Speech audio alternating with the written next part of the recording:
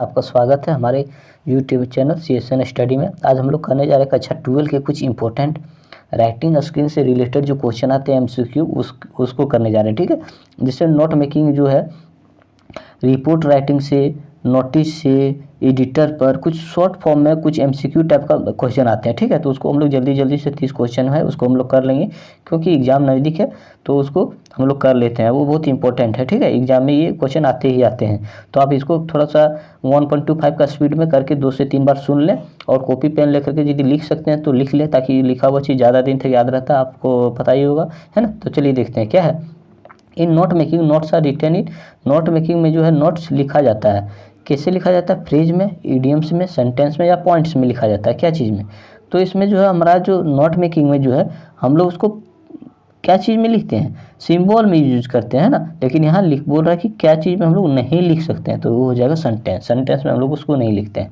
Notes should be, notes होना चाहिए, कैसा होना चाहिए? सिक्वेंशियल होना चाहिए, एक सीक्वेंस में होना चाहिए, अरेंजमेंट में होना चाहिए, या सेंसिबल होना चाहिए, नाजुक होना चाहिए, लेजिबल एंड क्लियर होना चाहिए, या ऑल ऑफ दीज होना चाहिए। तो इसमें जो हो जाएगा ये डी हो जाएगा, डी, ठीक है। देखते हैं आप लोग यहाँ लिखते हैं हम लोग हेडिंग, फिर यहाँ सीक्वेंस में 1 2 3 एक सीक्वेंस में लिखते हैं सब हेडिंग, है ना।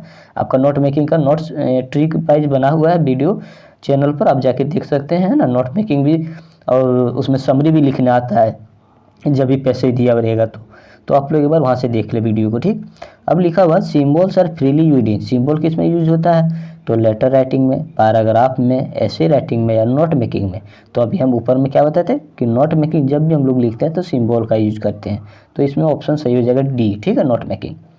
Notices in school and colleges contain certain announcement for, school या कॉलेज में जो अनाउंसमेंट होता है नोटिस का, वो किसके लिए होता है? प्रिंसिपल के लिए होता है, हेडमास्टर के, स्टूडेंट के लिए, या फिर पियून के लिए, किसके लिए होता है? तो जो नोटिस होता है वो किसके लिए, किसको देने के लिए दिया जाता है? स्टूडेंट को, है ना। स्टूडेंट के लिए वो नोटिस होता है, इम्पोर्टेंट होता है। नेक्स्ट क्वेश्चन, ये formal letter start with, formal letter क्या चीज़ से स्टार्ट होता है? Date, sender address, receiver address या सब्जेक्ट। तो हमारे चैनल पर जो है फॉर्मल लेटर का भी शॉर्ट ट्रिक पड़ा हुआ है, आप जाके वहाँ फॉर्मल लेटर देख सकते हैं कि कैसे फॉर्मल लेटर लिखा जाता है, ठीक है। तो उसमें हम बताएं हैं कि जब भी हम फॉर्मल लेटर को लिखते हैं तो शुरू में सेंडर एड्रेस लिखा जाता है, सही है। तो सेंडर एड्रेस हो जाएगा। यहाँ क्या है? Letter to the editor written for, letter to editor जो लिखते हैं वो किसके पास लिखते हैं? किसके पास? तो न्यूज़पेपर के पास लिखते हैं, ठीक है।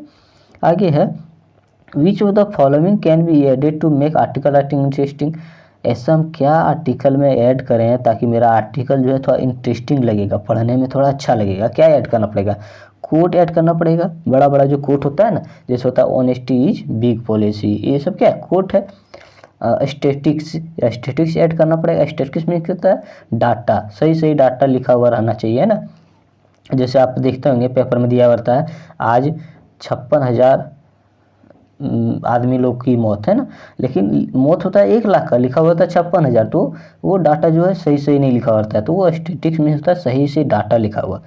तो आर्टिकल तभी इंटरेस्टिंग लगेगा जब हम अच्छे से कोट उसमें लिखेंगे, स्टेटिक्स लिखेंगे, मतलब ये दोनों होगा। सी ऑप्शन सही हो जाएगा, ठीक है।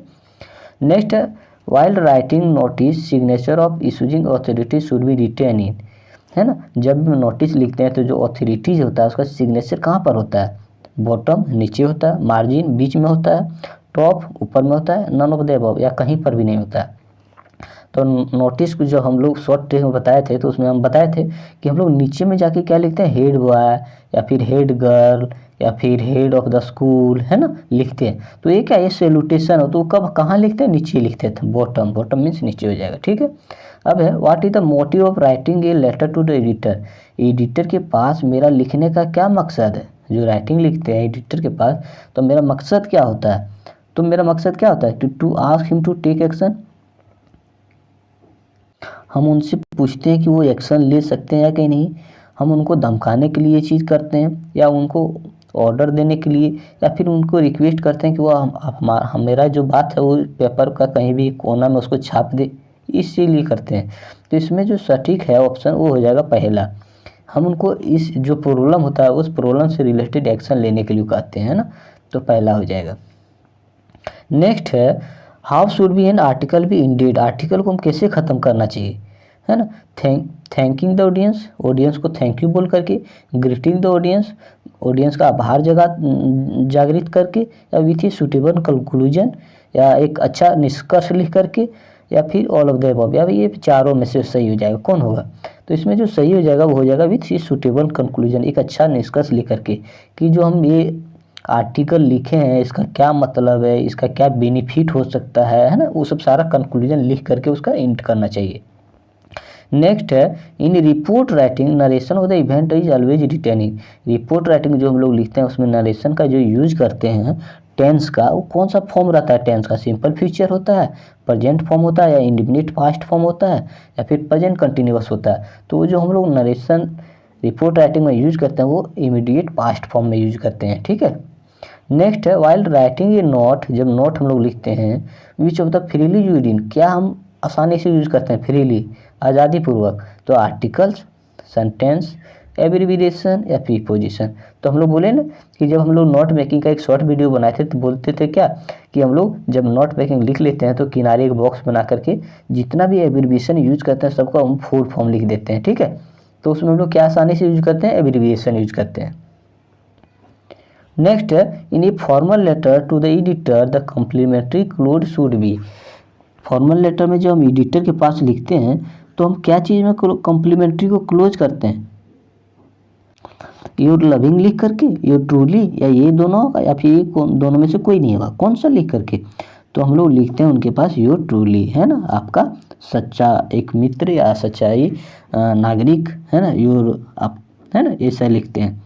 Next at which place with love can be use informal letter. Informal letter जब लिखते हैं तो हम किस जगह पर हम लोग विथ लव लिखते हैं? कहाँ? क्लोजिंग करने समय, इन हेडिंग लिखने समय, ओपनिंग शुरुआती करते हैं तब, या बॉडी पार्ट में बीच में लिखते हैं, है ना, कहाँ यूज करते हैं? तो हम लोग जब क्लोजिंग करते हैं तो लिखते हैं विथ लव, है ना, विथ लव लिखते हैं क्लोजिंग करने टाइम में। नेक्स्ट होगा suppose we do not know the recipient name. यदि आपको रिसिप्ट नेम नहीं पता है लेटर का तो how can we address the recipient, तो एड्रेस इस रिसिप्ट का एड्रेस आप कैसे लिख सकिएगा? डियर या मिस्टर मिसेज लिख कर दीजिएगा, या फिर डियर सर और डियर मैडम लिखिएगा, या फिर हेलो लिखिएगा, या माय डियर लिखिएगा। तो हम लोग को जब रिसिप्ट नेम नहीं पता होता है लेटर का तो हम लोग क्या करते हैं? डियर सर या डियर मैडम का यूज करते हैं। Who should be kept in mind while writing a good article।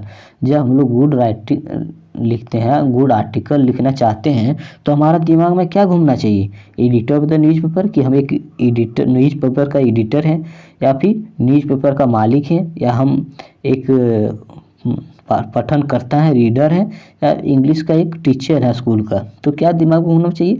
तो जब भी हम लोग आर्टिकल लिखते हैं तो हमको ऐसा लगना चाहिए कि हम एडिटर है ना, न्यूज़पेपर जो लिखता है उसको एडिटर बोलते हैं, वो है हम। तो जो आर्टिकल लिखाएगा वो सही तरीके से लिखाएगा। तो इसका जो ऑप्शन सही हो जाएगा ये हो जाएगा, एडिटर ऑफ द न्यूज़पेपर, ठीक है। तो आज इतना 30 क्वेश्चन था, ठीक है। ये जो आपका राइटिंग सेशन से रिलेटेड क्वेश्चन जो आपका एग्जाम में आता है ये बहुत ही वीवीआई होता है, इससे 3 से 4 नंबर एग्जाम में बहुत हर साल आता है, ठीक है। 3-4 नंबर आप बहुत इंपॉर्टेंट होता है, एक नंबर बहुत इंपॉर्टेंट होता है दोस्तों। तो उसको आप लोग छोड़िए नहीं, उसको करके आइए।